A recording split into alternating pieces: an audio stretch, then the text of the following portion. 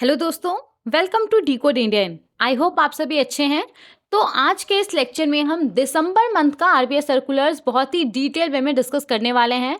तो दिसंबर मंथ के RBI circulars का ये लेक्चर 1 है। अगर आपको इस पर्टिकुलर लेक्चर का पीडीएफ चाहिए होगा तो वो भी आपको मिल जाएगा। टेलीग्राम चैनल का लिंक डिस्क्रिप्शन बॉक्स में दिया गया है, वहाँ से जाकर के आप इस लेक्चर का और आने वाला जितना भी लेक्चर है उसका पीडीएफ डाउनलोड कर सकते हैं। ओके, तो चलिए शुरू करते हैं बिना किसी डिले के और देखते हैं कि सबसे पहला सर्कुलर क्या है हमारे पास। तो यहाँ पे हमारे पास जो सबसे पहला सर्कुलर है, ये सर्कुलर 2 दिसंबर 2024 का है। बैंकों के अंदर जो इनऑपरेटिव अकाउंट्स होता है, इनऑपरेटिव अकाउंट्स वैसा अकाउंट्स जो कि बहुत समय हो गया है ऑपरेटिव नहीं है, उसमें किसी भी प्रकार का ट्रांजैक्शन नहीं हो रहा है। और बैंकों के अंदर जो अनक्लेम डिपॉजिट्स होता है, ऐसा डिपॉजिट्स जो कि बहुत समय हो गया है और उसको डिपॉजिटर्स के द्वारा क्लेम नहीं किया गया है। तो बैंकों के अंदर जो ये इनऑपरेटिव अकाउंट्स होता है, जो अनक्लेम डिपॉजिट्स होता है, उसको लेकर के ये पूरा सर्कुलर है। ओके, तो इस पूरे सर्कुलर को समझने से पहले आपको ये पता होना चाहिए कि एग्जैक्टली ये जो इनऑपरेटिव अकाउंट्स है ये क्या होता है, कब किसी अकाउंट को एज अ इनऑपरेटिव अकाउंट के तौर पे ट्रीट किया जाता है, बैंकों के अंदर जो अनक्लेम डिपॉजिट्स होता है उसका क्या डेफिनेशन होता है। तो इस पूरे सर्कुलर को समझने से पहले हम ये दोनों डेफिनेशन देख लेते हैं, क्योंकि बहुत ही इंपॉर्टेंट डेफिनेशन है और देखा गया है बहुत सारे एग्जाम्स में कि इन डेफिनेशंस के ऊपर क्वेश्चंस भी पूछा गया है। ओके, तो पहले हम डेफिनेशंस देख लेते हैं, उसके बाद हम अपने सर्कुलर को देखेंगे। देखिए, सबसे पहले अगर हम इनऑपरेटिव अकाउंट के डेफिनेशन को देखें तो इनऑपरेटिव अकाउंट का क्या मतलब है, कोई भी सेविंग्स या फिर करेंट अकाउंट जिसमें कि 2 साल से ज़्यादा समय हो गया है और किसी भी प्रकार का कस्टमर इंड्यूस ट्रांजेक्शन्स नहीं हुआ है, तो वैसे अकाउंट को इनऑपरेटिव अकाउंट के तौर पे ट्रीट किया जाता है। ओके, नाउ यहाँ पे एक टर्म है कस्टमर इंड्यूस ट्रांजेक्शन्स। तो इसका क्या मतलब है, देखिए कस्टमर इंड्यूस ट्रांजेक्शन का क्या मतलब है। तो यहाँ पे आप देख सकते हैं कोई financial transaction, non financial transactions, KYC update, इन सबको कस्टमर इंड्यूस ट्रांजेक्शन्स माना गया है। फाइनेंशियल ट्रांजेक्शन का बात करें तो कोई फाइनेंशियल ट्रांजेक्शन जो कि कस्टमर के द्वारा, जो अकाउंट होल्डर है उसके द्वारा खुद से किया गया है या फिर उसके बिहाफ पे किसी बैंक ने या फिर थर्ड पार्टी ने किया है, जैसे कि एटीएम से पैसा निकालना हो गया, कैश डिपॉजिट करना हो गया, आरटीजीएस, एनईएफटी, आईएमपीएस, यूपीआई, ये सब ट्रांजेक्शन्स हो गया। डेबिट कार्ड का इस्तेमाल करके कहीं पे कुछ ट्रांजेक्शन हुआ है, या फिर जो कस्टमर है उसने स्टैंडिंग इंस्ट्रक्शंस दिया हुआ है बैंक को और उसके अकॉर्डिंगली हर महीने कुछ पैसा बैंक अकाउंट से कट रहा है। तो ये सब क्या है, ये सब फाइनेंशियल ट्रांजेक्शन्स है।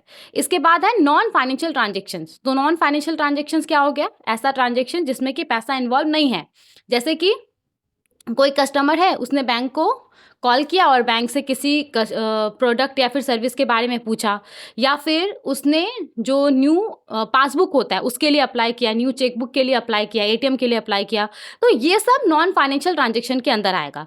या फिर उस कस्टमर ने फिजिकल मोड या फिर डिजिटल चैनल जैसे कि इंटरनेट बैंकिंग, मोबाइल बैंकिंग, इसके थ्रू अपना केवाईसी अपडेट किया, तो ये सब क्या माना जाएगा, ये सब कस्टमर इंड्यूस्ड ट्रांजेक्शन्स माना जाएगा। ओके, नाउ यहाँ पे इनऑपरेटिव अकाउंट्स का क्या मतलब है, कोई भी सेविंग्स या फिर करेंट अकाउंट जो कि 2 साल से ज़्यादा समय हो गया है और उसमें किसी भी प्रकार का कस्टमर इंड्यूस ट्रांजेक्शन्स नहीं देखा गया है, ना ही तो किसी प्रकार का फाइनेंशियल ट्रांजेक्शन हुआ है, ना ही तो किसी प्रकार का नॉन फाइनेंशियल ट्रांजेक्शन हुआ है, ना ही तो किसी प्रकार का केवाईसी अपडेट किया गया है, तो वैसे अकाउंट को इनऑपरेटिव अकाउंट के तौर पर ट्रीट किया जाता है। ओके, समझ में आ गया, क्लियर हो गया इनऑपरेटिव अकाउंट का क्या डेफिनेशन है। अब हम यहाँ पे देखते हैं अनक्लेम डिपॉजिट्स का क्या मतलब है। ओके, देखिए बैंक के पास कोई भी ऐसा deposit account, whether it is savings और करंट अकाउंट, बैंक के पास कोई भी ऐसा डिपॉजिट अकाउंट जो कि 10 साल या फिर 10 साल से ज़्यादा पीरियड हो गया है और ऑपरेटिव नहीं है, तो उसमें जो क्रेडिट बैलेंस रहता है, या फिर कोई भी ऐसा अकाउंट जो कि 10 इयर्स या 10 ईयर से ज़्यादा हो गया है और उसको क्लेम नहीं किया गया डिपॉजिटर्स के द्वारा, और जो कि depositor education and awareness fund scheme 2014 के पैराग्राफ 3 सब पैराग्राफ 3 के अंदर मेंशन है, तो वैसे क्रेडिट बैलेंस को या फिर वैसे अमाउंट को अनक्लेम डिपॉजिट माना जाता है। ओके, समझ में आ गया। तो ये हमने देख लिया इनऑपरेटिव अकाउंट और अनक्लेम डिपॉजिट का डेफिनेशन। अब हम अपने सर्कुलर के ऊपर आते हैं कि इस सर्कुलर में क्या बोला जा रहा है। ठीक है, देखिए 2 दिसंबर 2024 का ये सर्कुलर है। तो बैंकों के अंदर इस तरीके का जो इनऑपरेटिव अकाउंट्स होता है, जो अनक्लेम डिपॉजिट्स होता है, उसको लेकर के ये पूरा सर्कुलर है।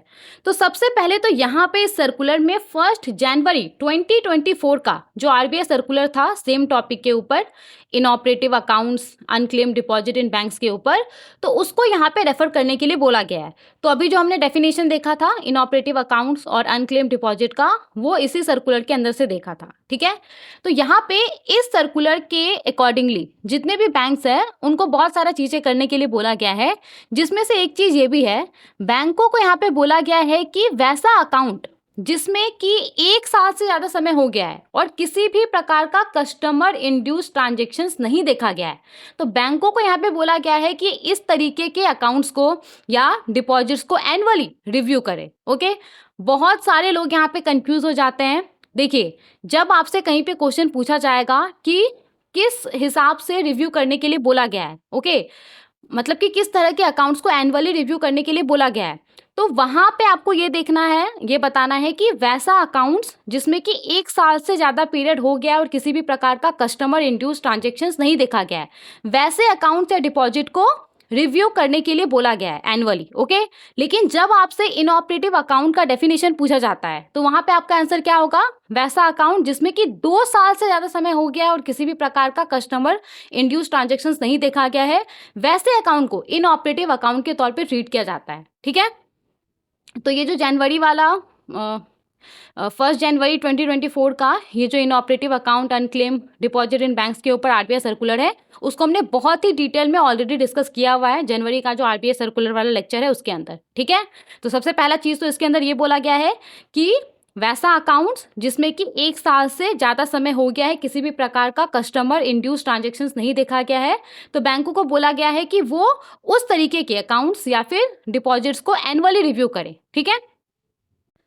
नाउ इस सर्कुलर के अंदर और भी बहुत सारा चीज़ें हैं, जैसे कि यहाँ पे सर्कुलर के अंदर बैंकों को बोला गया है कि वैसा अकाउंट्स जिसको कि गवर्नमेंट स्कीम्स के तहत स्कॉलरशिप अमाउंट या डायरेक्ट बेनिफिट ट्रांसफ़र या इलेक्ट्रॉनिक बेनिफिट ट्रांसफ़र प्रोवाइड करने के लिए ओपन किया गया है, वैसे अकाउंट्स को बैंक अपने कोर बैंकिंग सॉल्यूशन के अंदर सेपरेट रखे, ताकि इस तरीके का अकाउंट्स अगर इनऑपरेटिव भी हो जाता है तो यहाँ पे इस तरह के अकाउंट्स में जो डायरेक्ट बेनिफिट ट्रांसफ़र होता है उसको भेजा जा सके, पैसा यहाँ पे भेजा जा सके, ठीक है।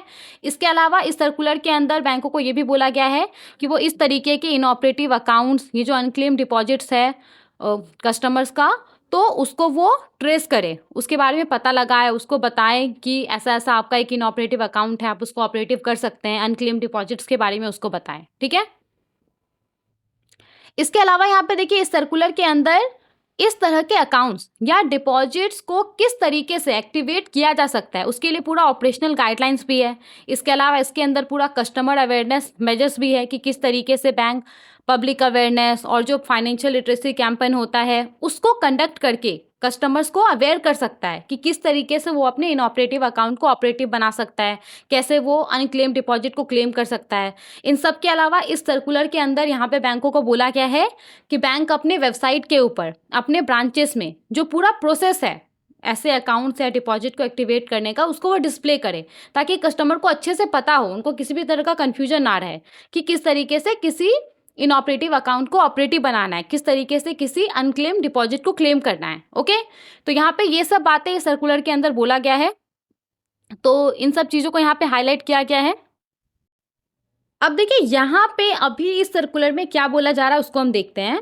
तो जो रिजर्व बैंक ऑफ इंडिया का डिपार्टमेंट ऑफ सुपरविजन है, इसने यहाँ पे एनालिसिस किया है और इस एनालिसिस में ये पता चला है कि बहुत सारे ऐसे बैंक हैं जिसके अंदर जो नंबर ऑफ इनऑपरेटिव अकाउंट्स हैं, जो अनक्लेम डिपॉजिट्स है ना, वो बहुत ज़्यादा है। उस बैंकों का जो टोटल डिपॉजिट है उसके कंपैरिजन में number of inoperative accounts unclaim deposits बहुत ज़्यादा है। और अगर ऐसे भी बिना कंपैरिजन के भी देखा जाए तो कुछ बैंक ऐसे हैं जिनके अंदर जो नंबर ऑफ इनऑपरेटिव अकाउंट्स है, अनक्लेम डिपॉजिट्स है, वो बहुत ज़्यादा है। अब इसके पीछे रीजंस क्या है? तो एक रीज़न तो ये हो सकता है कि बहुत सारा ऐसा अकाउंट है जो कि बहुत समय से इनएक्टिव है। जैसे क्या होता है ना, बहुत बार मान लीजिए कि कोई पर्सन है और वो किसी कंपनी में काम कर रहा है, उस कंपनी ने उस पर्सन के लिए सपोज कि बैंक ऑफ इंडिया के अंदर एक सैलरी अकाउंट ओपन कर दिया। अब वो पर्सन ने कुछ समय के बाद उस कंपनी को छोड़ दिया और उसने दूसरे कंपनी को ज्वाइन कर लिया। अब दूसरे कंपनी वाले ने उस पर्सन का लेट्स से कि सेंट्रल बैंक ऑफ इंडिया के अंदर जो सैलरी अकाउंट है वो ओपन कर दिया। तो यहाँ पे इस बात का बहुत ज़्यादा प्रोबेबिलिटी है कि वो जो पर्सन है वो पर्सन अब बैंक ऑफ इंडिया वाला जो उसका अकाउंट है उसको वो यूज़ नहीं करेगा, वो सेंट्रल बैंक ऑफ इंडिया वाला जो अकाउंट है उसको यूज़ करेगा। तो यहाँ पे इससे क्या होता है कि बैंकों के अंदर बहुत सारा इनएक्टिव अकाउंट हो जाता है, राइट। यहाँ पे अननोइंगली वो जो अकाउंट है वो इनऑपरेटिव हो जाएगा। तो यहाँ पे क्या बोला जा रहा है कि बैंकों के अंदर जो ये नंबर ऑफ इनऑपरेटिव अकाउंट्स है, जो अनक्लेम डिपॉजिट्स है, जो कि पाया गया है कि बहुत सारे बैंक है जिसके अंदर बहुत जाता है, तो उसका एक रीज़न तो ये हो सकता है कि बहुत समय से जो कुछ कुछ अकाउंट है वो इनएक्टिव है, या फिर इसका रीज़न ये हो सकता है कि केवाईसी अपडेट नहीं होने की वजह से बैंकों ने वैसे अकाउंट को फ्रीज कर दिया है। ओके, इन सब के अलावा देखिए यहाँ पे जो एनालिसिस किया गया था इसमें यह भी पाया गया कि जब कोई कस्टमर बैंक ब्रांच को अप्रोच कर रहा है इनऑपरेटिव अकाउंट को एक्टिवेट करने के लिए, तो यहाँ पे कस्टमर्स को बहुत सारा प्रॉब्लम ही फेस करना पड़ रहा है। जैसे कि कस्टमर का जो डिटेल्स है, जैसे कि उसका नाम हो गया वो मिसमैच हो रहा है, उसके आइडेंटिटी कार्ड में जो नाम है और बैंक के डेटाबेस में जो नाम है वो मैच नहीं हो रहा है। तो इस तरीके का प्रॉब्लम उसके द्वारा फेस किया जा रहा है। इन सब के अलावा यहाँ पे एक चीज़ और भी देखा गया है कि कुछ ऐसे बैंक है जिसके अंदर बहुत सारा ऐसा अकाउंट्स है जो कि केवाईसी अपडेशन के लिए पेंडिंग है। बैंक ने कस्टमर को बोला कि आप अपना केवाईसी अपडेट कीजिए और कस्टमर के द्वारा केवाईसी अपडेट नहीं किया जा रहा है, जिसके वजह से बैंक क्या कर रहा है, बैंक अपने इंटरनल पॉलिसीज के हिसाब से वैसे अकाउंट को फ्रीज कर दे रहा है फर्दर ट्रांजेक्शन्स के लिए। तो ये सब चीज़ें यहाँ पे जो रिजर्व बैंक ऑफ इंडिया का डिपार्टमेंट ऑफ सुपरविजन है उसके द्वारा जो एनालिसिस कंडक्ट किया गया था उसमें ये सब चीज़ें ऑब्जर्व किया गया है। नाउ देखिए यहाँ पे डिसीजन क्या लिया गया, ये तो हमें समझ में आ गया। अब डिसीजन क्या लिया गया है, तो यहाँ पे बैंकों को बोला गया है कि वो अर्जेंटली जो भी नेसेसरी स्टेप्स है वो ले, ताकि बैंकों के अंदर जो ये नंबर ऑफ इनऑपरेटिव और जो फ्रोजन अकाउंट्स है जो कि इतना ज़्यादा है उसको कम किया जा सके। यहाँ पे बैंकों को बोला गया है कि वो जो पूरा प्रोसेस है इस तरह के अकाउंट्स को एक्टिवेट करने का उसको वो स्मूथर बनाए, हैसल फ्री बनाए, ताकि कोई भी आसानी से जो इनऑपरेटिव अकाउंट है उसको ऑपरेटिव कर सके। साथ ही में यहाँ पे बैंकों को बोला गया है कि वो जो पूरा केवाईसी अपडेशन का प्रोसेस होता है उसको वो आसान करे। वो कस्टमर को यहाँ पे बोले कि वो मोबाइल या इंटरनेट बैंकिंग के थ्रू भी केवाईसी अपडेट कर सकता है, इस तरीके का फैसिलिटी वो कस्टमर को ऑफर करे। वो कस्टमर को बोले कि वो नॉन होम ब्रांचेस में भी जा करके जो केवाईसी अपडेट है वो कर सकता है, जो उसका होम ब्रांच नहीं है, जो प्राइमरी ब्रांच उसका नहीं है। कस्टमर चाहे तो यहाँ पे वीडियो कस्टमर आइडेंटिफिकेशन प्रोसेस के थ्रू भी जो केवाईसी है उसको अपडेट कर सकता है। तो ये सब चीज़ें यहाँ पे बैंक को बोला गया है करने के लिए अर्जेंटली बेसिस पे, ठीक है। इसके अलावा देखिए यहाँ पे वैसा अकाउंट जो कि सेंट्रल या स्टेट गवर्नमेंट स्कीम्स के बेनिफिशरीज का है, डायरेक्ट बेनिफिट ट्रांसफर के लिए या फिर इलेक्ट्रॉनिक बेनिफिट ट्रांसफर के लिए, तो यहाँ पे जैसे कि पहले ही हमने देख लिया था कि नियम के अनुसार बैंकों को बोला गया है कि बैंक अपने कोर बैंकिंग सॉल्यूशन के अंदर इस तरीके के अकाउंट को सेपरेट रखेंगे, ताकि इस तरीके के अकाउंट अगर इनऑपरेटिव हो भी जाते हैं तभी भी इस तरीके के अकाउंट में जो डायरेक्ट बेनिफिट ट्रांसफर है, इलेक्ट्रॉनिक बेनिफिट ट्रांसफर है, वो होता रहे, उसमें किसी भी प्रकार का दिक्कत ना हो, वो अनइंटरप्टेड रूप से होता रहे, राइट। अब यहाँ पे क्या देखा गया है ना, जो ये ऑब्जर्वेशन कंडक्ट किया गया था उसमें यहाँ पे देखा गया है कि बहुत सारे ऐसे अकाउंट्स हैं, ऐसे बेनिफिशरीज का, सेंट्रल या स्टेट गवर्नमेंट स्कीम्स के बेनिफिशरीज का बहुत सारा ऐसा अकाउंट है जिसको कि सिर्फ इसलिए फ्रीज कर दिया गया है क्योंकि वहाँ पे केवाईसी अपडेशन नहीं हुआ है। और देखिए यहाँ पे ये सब जो भी अकाउंट्स है, ये सब अकाउंट्स मोस्टली किसको बिलोंग करते हैं, वैसे लोगों को बिलोंग करते हैं जो कि under privilege section of society से आते हैं, राइट। अब सरकार का जो भी स्कीम्स होता है, ज़्यादातर स्कीम वो तो अंडर प्रिविलेज लोगों के लिए ही ना होता है। तो यहाँ पे वैसा अकाउंट्स, इस तरीके का जो अकाउंट्स होता है वो मोस्टली अंडर प्रिविलेज्ड जो सेक्शन ऑफ सोसाइटी है उससे बिलोंग करता है, राइट। तो यहाँ पे बैंकों को बोला गया है कि बैंक जब इस तरीके के अकाउंट्स को एक्टिवेट करेगा तो बैंक को एक एम्पैथेटिक व्यू के साथ ये करना होगा, मतलब कि एक अंडरस्टैंडिंग के साथ, एक केयर के साथ करना होगा कि जो अकाउंट होल्डर है उसको बहुत ज़्यादा तकलीफ ना हो जो अकाउंट है उसको एक्टिवेट करने में, ठीक है। इन सब के अलावा यहाँ पे बैंकों को बोला गया है कि वो स्पेशल कैंपेन को ऑर्गेनाइज करे इस तरीके का जो इनऑपरेटिव अकाउंट है, जो फ्रोजन अकाउंट है, उसको एक्टिवेट करने के लिए। इन सब के अलावा बैंकों को यहाँ पे ये भी बोला गया है कि वो अपने कस्टमर को हेल्प करे कि किस तरीके से कस्टमर जो आधार अपडेट है वो कर सके। बैंकों का वैसा ब्रांचेस जो कि आधार रिलेटेड सर्विसेज प्रोवाइड करता है, तो वैसे ब्रांचेस के थ्रू बैंकों को बोला गया है कस्टमर को सपोर्ट करने के लिए, आधार अपडेशन के लिए। तो ये सब चीज़ें यहाँ पे कस्टमर्स को बोला गया है। इसके अलावा देखिए जो स्टेट लेवल बैंकर्स कमिटीज़ है, उसको यहाँ पे सेपरेटली इंस्ट्रक्शंस इशू किया गया है कि वो अपने रिस्पेक्टिव जुरिस्डिक्शन के अंदर जो पूरा सिचुएशन है उसको मॉनिटर करे और वो इस बात का ध्यान रखे कि कस्टमर को कम से कम इनकन्वीनियंस का सामना करना पड़े। ओके,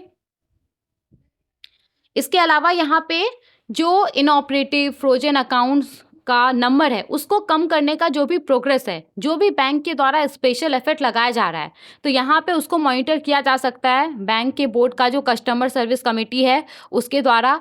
और यहाँ पे बैंक को ये जो प्रोग्रेस है, जो स्पेशल एफर्ट है, इसको लेकर के रिपोर्ट भी क्वार्टरली बेसिस पे जो रिपोर्ट है वो भी यहाँ पे सबमिट करने के लिए बोला गया है। जो भी रिस्पेक्टिव सीनियर सुपरवाइजरी मैनेजर है उसको दक्ष पोर्टल के थ्रू। और कब से ये जो रिपोर्ट है वो सबमिट करना होगा, तो ये जो क्वार्टर खत्म हो रहा है 31 दिसंबर 2024 से को ये जो क्वार्टर खत्म हो रहा है, तो इस क्वार्टर से यहाँ पे बैंकों को क्या बोला गया है कि वो इस तरीके का एक रिपोर्ट, मतलब कि क्या प्रोग्रेस है, क्या स्पेशल एफर्ट इनके द्वारा लगाया जा रहा है, तो इसको लेकर के इस तरीके का एक रिपोर्ट क्वार्टरली बेसिस पे हर 3 महीने पे जो रिस्पेक्टिव सीनियर सुपरवाइजरी मैनेजर है उसको सबमिट करे दक्ष पोर्टल के थ्रू। ओके, इन सब के अलावा यहाँ पे इस सर्कुलर को बोला गया है कि जो कस्टमर सर्विस कमेटी है उसके सामने रखने के लिए जो भी नेक्स्ट मीटिंग होगा उसमें साथ ही में एक मॉनिटरेबल एक्शन प्लान को भी रखने के लिए कस्टमर सर्विस कमेटी के सामने, जो कि बेसिकली ये जो पूरा सर्कुलर है इसके कंप्लायंस को इंश्योर करने के लिए होगा। ठीक है, तो ये सारा चीज़ यहाँ पे इस सर्कुलर के अंदर बोला गया है। तो मेनली अगर हम देखें तो यहाँ पे बैंकों को एडवाइस किया गया है, बैंकों को बोला गया है कि वो अर्जेंट बेसिस पे जो भी नेसेसरी स्टेप्स होता है उसको ले, ताकि जो बैंकों के अंदर इतना ज़्यादा इनऑपरेटिव या फ्रोजन अकाउंट हो गया उसकी संख्या को कम किया जा सके। राइट, और उसके लिए बैंकों को यहाँ पे अलग अलग चीज़ें करने के लिए बोला गया है। ठीक है, तो यही सब पूरा चीज़ें था इस पूरे सर्कुलर के अंदर। आई होप आपको ये सर्कुलर समझ में आ गया होगा, ये क्या कहना चाहता है ये आपको समझ में आ गया होगा। चलिए आगे बढ़ते हैं और दूसरे सर्कुलर को देखते हैं। नाउ देखिए यहाँ पे हमारे पास जो सर्कुलर है ये सर्कुलर 4 दिसंबर 2024 का है। ऑफलाइन मोड में जो स्मॉल वैल्यू डिजिटल पेमेंट होता है उसके लिए जो फ्रेमवर्क है उसको यहाँ पे अमेंड किया गया है। मतलब कि बिना इंटरनेट का जो स्मॉल वैल्यू डिजिटल पेमेंट होता है, छोटे अमाउंट का जो डिजिटल पेमेंट होता है, उसके लिए जो फ्रेमवर्क है उसको यहाँ पे अमेंड किया गया है। ओके, तो सबसे पहले तो इस पूरे सर्कुलर में 3 जनवरी 2022 का आरबीआई सर्कुलर को रेफर करने के लिए बोला गया है, जिसको कि अगस्त 2023 में अपडेट किया गया था। और ये जो सर्कुलर है ना जिसको रेफर करने के लिए यहाँ पे बोला जा रहा है, तो ये circular small value digital payment in offline mode का बात करता है। इसके लिए ऑफलाइन फ्रेमवर्क है इसके अंदर। ओके, तो यहाँ पे इस फ्रेमवर्क के तहत ना ऑफलाइन डिजिटल पेमेंट ट्रांजेक्शन्स के लिए जो अपर लिमिट है वो 500 रुपीज़ है। मतलब कि एक बार में मैक्सिमम 500 रुपये का ही ऑफलाइन डिजिटल पेमेंट ट्रांजेक्शन्स किया जा सकता है। और किसी पेमेंट इंस्ट्रूमेंट के लिए जो टोटल लिमिट है वो 2000 रुपीज़ है at any point in time. मतलब कि अगर कोई पेमेंट इंस्ट्रूमेंट सपोज की वॉलेट है तो यहाँ पे उसके अंदर एक बार में मैक्सिमम 2000 रुपये ही स्टोर करके रखा जा सकता है। ओके, नाउ यहाँ पे 9 अक्टूबर 2024 का जो statement on developmental and regulatory policies है, जो आपका अक्टूबर में मॉनेटरी पॉलिसी कमेटी हुआ था, तो वहाँ पे अनाउंस किया गया था कि यूपीआई लाइट के लिए जो लिमिट है उसको इन्हेंस किया जाएगा। और यहाँ पे उसी के अकॉर्डिंगली जो ऑफलाइन फ्रेमवर्क है उसको अपडेट किया गया है। और यूपीआई लाइट के लिए जो लिमिट है इसको पर ट्रांजेक्शन के लिए बढ़ा करके 1000 रुपीज़ कर दिया गया है। मतलब कि यूपीआई लाइट का इस्तेमाल करके पहले एक बार में मैक्सिमम 500 रुपये का ही ट्रांजेक्शन किया जा सकता था, लेकिन अब यूपीआई लाइट का इस्तेमाल करके एक बार में मैक्सिमम 1000 रुपीज़ का ट्रांजेक्शन किया जा सकता है। और जो टोटल लिमिट है जो यूपीआई लाइट वॉलेट का टोटल लिमिट है उसको यहाँ पे 2,000 रुपये से बढ़ा करके 5,000 रुपये कर दिया गया है। मतलब कि एक बार में यूपीआई लाइट वॉलेट के अंदर मैक्सिमम 5,000 रुपये तक स्टोर करके रखा जा सकता है। ओके, तो बस यही यहाँ पे फैसला लिया गया है। ये जो पर्टिकुलर सर्कुलर है, इस सर्कुलर को payment and settlement system act 2007 के सेक्शन 18 और सेक्शन 10 सबसेक्शन 2 के तहत इशू किया गया है और ये जो सर्कुलर है ये इमीडिएट इफेक्ट से लागू भी हो गया है। ठीक है, नाउ यहाँ पे यूपीआई लाइट के बारे में बात हुआ है तो उसको हम थोड़ा देख लेते हैं। यूपीआई लाइट है क्या? तो ये एक वॉलेट है।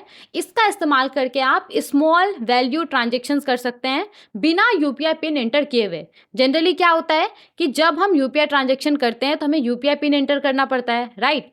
तो यहाँ पे यूपीआई लाइट का इस्तेमाल करके आप बिना यूपीआई पिन एंटर किए हुए जो छोटे अमाउंट का ट्रांजेक्शन्स होता है, एक बार में आप अप टू 1,000 रुपीज़ तक का जो ट्रांजेक्शन होता है वो कर सकते हैं। ठीक है, तो इसको इस्तेमाल करने के लिए आपको क्या करना पड़ता है? सिंपली अपने बैंक अकाउंट से आप कुछ पैसा ये यूपीआई लाइट वॉलेट के अंदर डालते हैं। जब एक बार ये वॉलेट में पैसा आ जाता है तो फिर आप इसका इस्तेमाल करके पेमेंट कर सकते हैं, राइट? और यहाँ पे पूरा न्यूज़ क्या है? तो रिजर्व बैंक ऑफ इंडिया ने जो यूपीआई लाइट ट्रांजेक्शन्स लिमिट है, मतलब कि एक बार में जो आप ट्रांजेक्शन कर सकते हैं, उसको आरबीआई ने 500 रुपीज़ से बढ़ा करके 1,000 रुपीज़ कर दिया है और जो टोटल वॉलेट लिमिट है उसको 2,000 रुपीज़ से बढ़ा करके 5,000 रुपीज़ कर दिया है। ठीक है, समझ में आ गया? तो यही पूरा न्यूज़ था। ये डिसीजन तो अक्टूबर में ही ले लिया गया था। हमने जो अक्टूबर का बैंकिंग एंड फाइनेंस वाला लेक्चर किया था उसमें हमने इसको ऑलरेडी डिस्कस कर लिया था, लेकिन यहाँ पे सेम वही यहाँ पे इस सर्कुलर में भी बोला गया है। ठीक है, जो पूरा ऑफलाइन मोड में जो स्मॉल वैल्यू डिजिटल पेमेंट होता है उसके लिए जो फ्रेमवर्क है तो उसको यहाँ पे अपडेट किया गया है, इसीलिए सेम चीज़ को हम यहाँ पे पढ़ रहे हैं। ठीक है, समझ में आ गया? आगे बढ़ते हैं, नेक्स्ट सर्कुलर को देखते हैं। नाउ यहाँ पे हमारे पास जो सर्कुलर है ये सर्कुलर 6 दिसंबर 2024 का है। Foreign currency non resident accounts foreign currency non resident accounts banks FCNRB deposits के ऊपर जो इंटरेस्ट रेट्स होता है उसको लेकर के ये पूरा सर्कुलर है। तो बेसिकली FCNR बैंक्स डिपॉजिट के ऊपर जो इंटरेस्ट रेट अभी बैंक्स पे करता है तो उसको यहाँ पे इंक्रीज कर दिया गया है। मैक्सिमम अभी जो बैंक्स इंटरेस्ट रेट पे कर सकता है ना उसको यहाँ पे बढ़ा दिया गया है। ठीक है, तो इस पूरे सर्कुलर को समझने से पहले आपको ये पता होना चाहिए कि ये जो foreign currency non resident accounts banks FCNRB deposits है ये है क्या, तभी आपको ये पूरा सर्कुलर समझ में आएगा। ठीक है, देखिए यहाँ पे ये जो FCNRB डिपॉजिट्स है ये बेसिकली और कुछ भी नहीं, ये टर्म डिपॉजिट अकाउंट्स होता है भारत के अंदर, जिसको कि स्पेसिफिकली डिज़ाइन किया गया है जो नॉन रेसिडेंट इंडियंस हैं, जो पर्सन्स ऑफ इंडियन ऑरिजिन है, जो ओवरसीज सिटीजन्स ऑफ इंडिया है उसके लिए। तो ये सब जो इंडिविजुअल्स हैं ना, ये सब इंडिविजुअल्स इनका जो फॉरेन अर्निंग्स है भारत के बाहर, इन्होंने जो फॉरेन करेंसी में पैसा अर्न किया है, जो फ्रीली कन्वर्टेबल फॉरेन करेंसीज में इन्होंने पैसा अर्न किया है, जैसे कि यूएस डॉलर में या फिर आपका ब्रिटिश पॉन्ड में, इन सब में जो इन्होंने पैसा अर्न किया है उसको वो यहाँ पे इन्वेस्ट कर सकते हैं एक फिक्स्ड टेन्योर के लिए। अब एग्जैक्टली कितने टेन्योर के लिए वो अपना पैसा यहाँ पे इन्वेस्ट कर सकते हैं, तो जो टेन्योर है वो 1 साल से लेकर के 5 साल तक का हो सकता है। ओके, समझ में आ गया? तो foreign currency non resident accounts banks FCNRB deposit क्या है? तो ये टर्म डिपॉजिट अकाउंट्स है भारत के अंदर, जिसको कि NRI, PIOs, OCIs इन सब के लिए डिज़ाइन किया गया है। तो ये सब यहाँ पे इनका जो फॉरेन अर्निंग्स है फ्रीली कन्वर्टेबल फॉरेन करेंसीज में, उसको वो यहाँ पे इन्वेस्ट कर सकते हैं एक फिक्स्ड टेन्योर के लिए। और ये टेन्योर कितना हो सकता है? 1 ईयर से लेकर के 5 ईयर तक का हो सकता है। ठीक है, ना यहाँ पे ये जो पूरा FCNRB डिपॉजिट्स है इसका क्या क्या की फीचर है? तो सबसे पहले तो यहाँ पे जो भी डिपॉजिट्स है वो फॉरेन करेंसीज में मेंटेन रहता है, यूएस डॉलर, आपका ब्रिटिश पॉन्ड, यूरो, इन सब में मेंटेन रहता है, जिसकी वजह से क्या होता है, जो एक्सचेंज रेट फ्लक्चुएशन का खतरा रहता है वो यहाँ पे नहीं रहता है। अब देखिए, क्योंकि पैसा आपका इंडियन रुपीज़ में नहीं है यहाँ पे मेंटेन, राइट?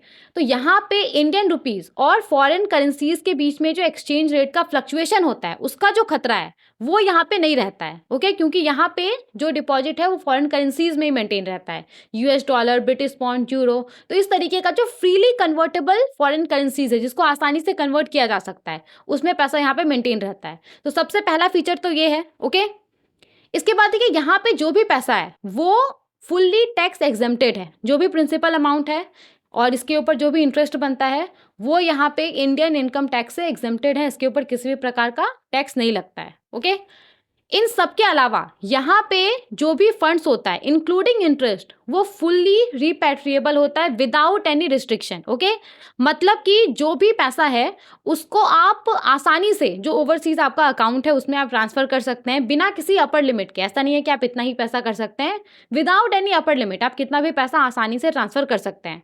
तो यहाँ पे जो फंड्स है इंक्लूडिंग इंटरेस्ट वो फुल्ली रिपैट्रिएबल होता है विदाउट एनी रिस्ट्रिक्शंस। ओके, समझ में आ गया?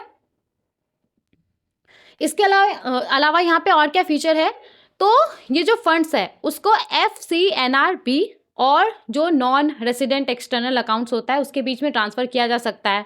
और अगर किसी का ओवरसीज़ अकाउंट है तो ओवरसीज़ अकाउंट से भी यहाँ पे FCNR के अंदर जो फंड है वो भेजा जा सकता है। ठीक है, इन सब के अलावा यहाँ पे डिपॉजिट्स के ऊपर किसी भी प्रकार का लिमिट नहीं है, कितना भी पैसा डिपॉजिट किया जा सकता है, प्रोवाइडेड कि जो फेमा का रेगुलेशंस है उसका यहाँ पे कंप्लायंस हो रहा है। ठीक है, समझ में आ गया?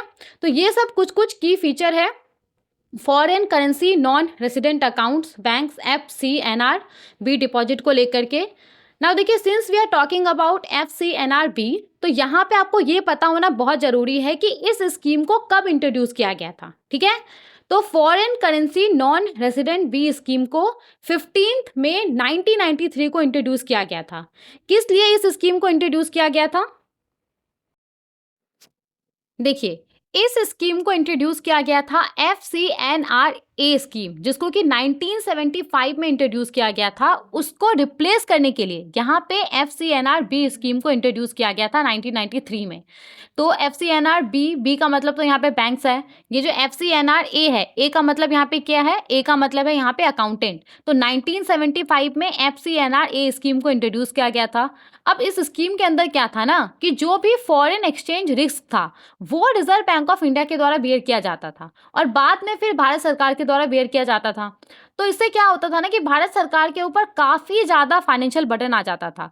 तो इसको यहाँ पे ठीक करने के लिए भारत सरकार ने FCNRA स्कीम को हटाने के लिए FCNRB स्कीम को इंट्रोड्यूस किया था। ठीक है, मई 15, 1993 में।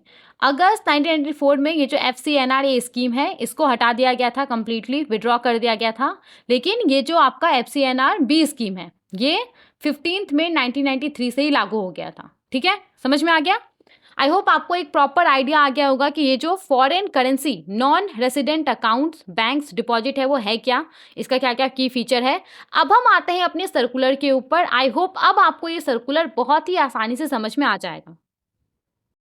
तो नाउ सबसे पहले तो ये जो पूरा सर्कुलर है ये किस चीज़ से रिलेटेड है, तो FCNR डिपॉजिट्स के ऊपर जो इंटरेस्ट रेट्स है उसको यहाँ पे इंक्रीज कर दिया गया है, उसको लेकर के ये पूरा सर्कुलर है। ठीक है, तो सबसे पहले तो यहाँ पे आपको पता होगा कि दिसंबर 2024 में मॉनेटरी पॉलिसी कमेटी का भी मीटिंग हुआ था।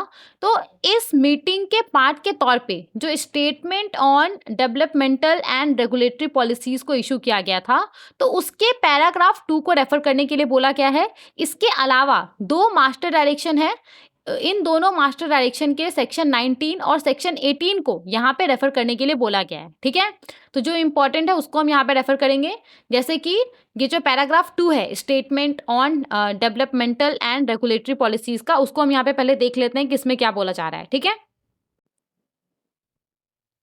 ओके देखिए यहाँ पे statement on developmental and regulatory policies का जो पैराग्राफ 2 है इसमें बोला जा रहा है कि अभी जो FCNRB डिपॉजिट्स के ऊपर इंटरेस्ट रेट्स है तो यहाँ पे उसके ऊपर सीलिंग है कि मैक्सिमम कितना इंटरेस्ट हो सकता है, मैक्सिमम कितना इंटरेस्ट रेट हो सकता है। तो वो कितना है, तो अगर डिपॉजिट का जो मैच्योरिटी पीरियड है, जैसा कि हमने पहले ही देख लिया कि FCNR डिपॉजिट का जो मैच्योरिटी पीरियड है वो कितना हो सकता है, 1 साल से लेकर के 5 साल तक का हो सकता है, राइट। तो यहाँ पे पैराग्राफ 2 के अंदर क्या बोला गया है कि अभी जो करंट सिनेरियो है उसमें FCNR डिपॉजिट के ऊपर जो इंटरेस्ट रेट है उसके ऊपर कैप लगा हुआ है कि ये मैक्सिमम कितना हो सकता है। तो अगर डिपॉजिट का जो मैच्योरिटी पीरियड है वो 1 साल से लेकर के 3 साल से कम पीरियड तक का है तो यहाँ पे इसके ऊपर मैक्सिमम जो इंटरेस्ट रेट हो सकता है वो कितना है, overnight alternative reference rate ARR plus 250 basis point. Okay, now यहाँ पे एक टर्म आ गया है ओवरनाइट अल्टरनेटिव रेफरेंस रेट। तो ये क्या है, बहुत ज़्यादा डिटेल में नहीं जाएंगे, थोड़ा सा अगर मैं आपको समझा दूं ये पॉइंट समझने के लिए। तो बेसिकली ये बेंचमार्क इंटरेस्ट रेट होता है किसी पर्टिकुलर फॉरेन करेंसी में जो ओवरनाइट के लिए, वन डे के लिए जो फंड को बोरो किया जाता है, लेंड किया जाता है, तो उसके लिए ये बेंचमार्क इंटरेस्ट रेट होता है।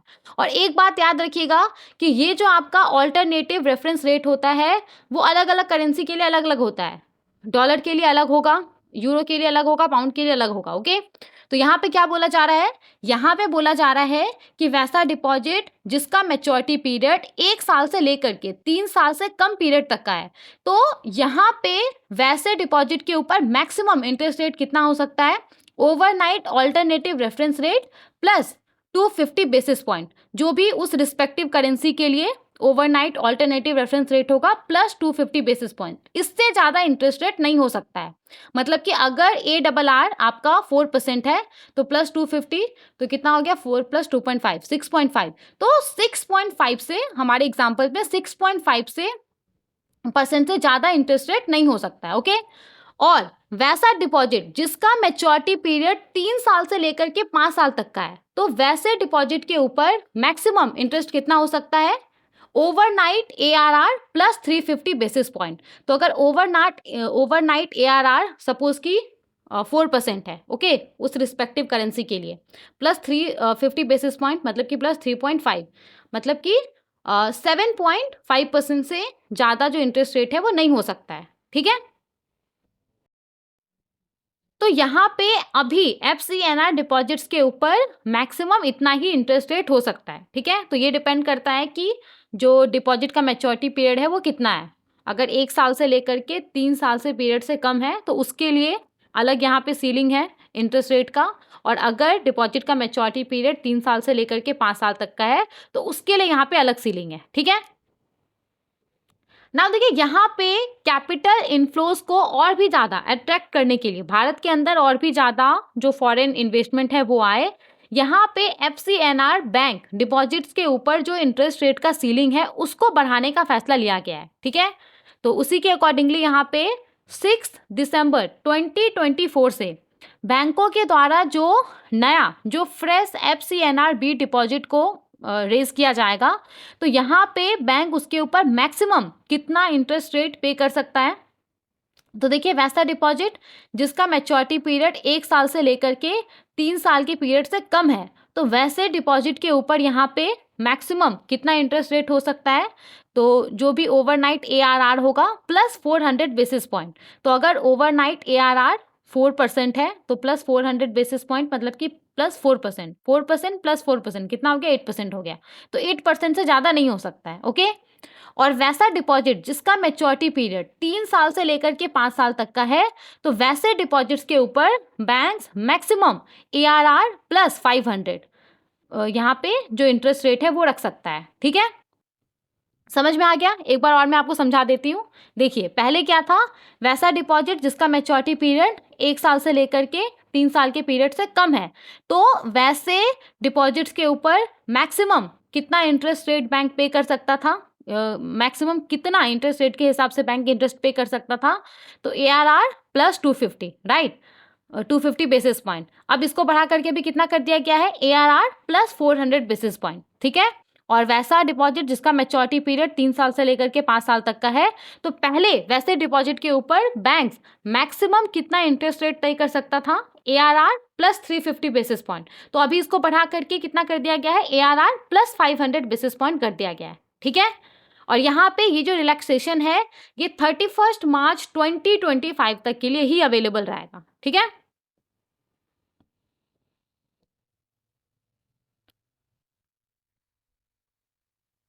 ओके, अब यहाँ पे देखिए ये कब अनाउंस किया गया था, जो अभी आपका मॉनेटरी पॉलिसी कमेटी का मीटिंग हुआ था उसमें ये पहले ही अनाउंस कर दिया गया है। तो यहाँ पे इस सर्कुलर में भी सेम वही चीज़ इस सर्कुलर में भी रिपीट किया गया है। तो जो ऊपर हमने 2 मास्टर डायरेक्शंस देखा था उसके सेक्शन के क्लॉज जी के तहत यहाँ पे अभी जो सिनेरियो है वो क्या है, मतलब ये नियम आने से पहले सिनेरियो क्या था कि FCNR डिपॉजिट्स के ऊपर मैक्सिमम इंटरेस्ट रेट कितना हो सकता है, तो वैसा डिपॉजिट जिसका मैच्योरिटी पीरियड 1 साल से लेकर के 3 साल के पीरियड से कम है, वैसे डिपॉजिट्स के ऊपर मैक्सिमम इंटरेस्ट रेट कितना हो सकता था, ARR जो भी उस रिस्पेक्टिव करेंसी के लिए ARR था वो प्लस 250 बेसिस पॉइंट, राइट। और वैसा डिपॉजिट जिसका मैच्योरिटी पीरियड 3 साल से लेकर के 5 साल तक का है, वैसे डिपॉजिट्स के ऊपर मैक्सिमम इंटरेस्ट रेट कितना हो सकता था, ARR plus 350 basis point, right. तो यहाँ पे अभी 6 दिसंबर 2024 से बैंकों के द्वारा जो नया FCNR banks deposit rate raise किया जाएगा, तो उसके ऊपर जो इंटरेस्ट रेट्स का सीलिंग है उसको यहाँ पे बढ़ा दिया गया है, ओके। और यहाँ पे आप देख सकते हैं किस तरीके से बढ़ाया गया है, तो पीरियड ऑफ डिपॉजिट के ऊपर डिपॉजिट का जो मैच्योरिटी पीरियड है वो कितना है उसके हिसाब से यहाँ पे जो सीलिंग रेट है, ओके। तो डिपॉजिट का जो मैच्योरिटी पीरियड है अगर वो 1 साल से लेकर के 3 साल के पीरियड से कम का है, तो यहाँ पे वैसे डिपॉजिट के ऊपर मैक्सिमम इंटरेस्ट रेट कितना हो सकता है, overnight alternative reference rate plus 400 basis point, okay. और पहले ये कितना था, overnight alternative reference rate plus 250 basis point था, तो इसको बढ़ा करके भी कितना कर दिया गया है, ओवरनाइट ARR प्लस 400 कर दिया गया है, ठीक है। और वैसा डिपॉजिट जिसका मैच्योरिटी पीरियड 3 साल से लेकर के 5 साल तक का है, तो वैसे डिपॉजिट के ऊपर मैक्सिमम इंटरेस्ट रेट कितना हो सकता है, overnight ARR plus 500 basis point हो सकता है। पहले ये कितना था, overnight ARR plus 350 basis point था, ठीक है।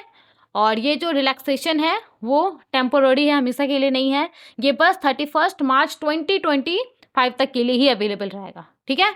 समझ में आ गया। तो सिंपली यहाँ पे क्या किया गया है, सिंपली यहाँ पे जो ये FCNR बैंक्स डिपॉजिट है इसके ऊपर जो इंटरेस्ट रेट का सीलिंग था उसको यहाँ पे इंक्रीज कर दिया गया है। पहले 1 year to less than 3 years के लिए जो सीलिंग रेट था वो ARR प्लस 250 बेसिस पॉइंट था, अभी इसको बढ़ा करके ARR प्लस 400 बेसिस पॉइंट कर दिया गया है। और 3 years and above up to and including 5 years, मतलब सिंपली 3 साल से लेकर के 5 साल तक के मैच्योरिटी वाले डिपॉजिट्स के ऊपर जो सीलिंग रेट था उसको भी बढ़ा करके ARR प्लस 500 बेसिस पॉइंट कर दिया गया है। पहले ये overnight ARR plus 350 basis point था, ठीक है, समझ में आ गया। और ये जो रिलैक्सेशन है वो कब तक अवेलेबल रहेगा, 31 मार्च 2025 तक ये जो रिलैक्सेशन है वो अवेलेबल रहेगा। एप्लीकेबिलिटी का बात करें तो ये जो सर्कुलर है वो जितना भी स्केड्यूल कमर्शियल बैंक है इंक्लूडिंग रीजनल रूरल बैंक्स के ऊपर एप्लीकेबल होगा, जितना भी स्मॉल फाइनेंस बैंक्स है, लोकल एरिया बैंक्स है, पेमेंट बैंक्स है, प्राइमरी अर्बन कोऑपरेटिव बैंक्स है, district central cooperative banks, state cooperative banks, इन सब के ऊपर ये जो सर्कुलर है ये एप्लीकेबल होगा, ओके। तो ये आज के इस लेक्चर का हमारा लास्ट सर्कुलर था जिसको हमने डिस्कस किया है। और भी अभी तक और 2 सर्कुलर आया है, और जो हमारा नेक्स्ट लेक्चर आएगा मैं कोशिश करूँगी कि मंथ के लास्ट तक जो भी सर्कुलर इशू होता है उन सभी को हम और एक लेक्चर में डिस्कस कर लें, ठीक है। तो आई होप आपको ये लेक्चर इन्फॉर्मेटिव लगा होगा। Thank you so much for watching.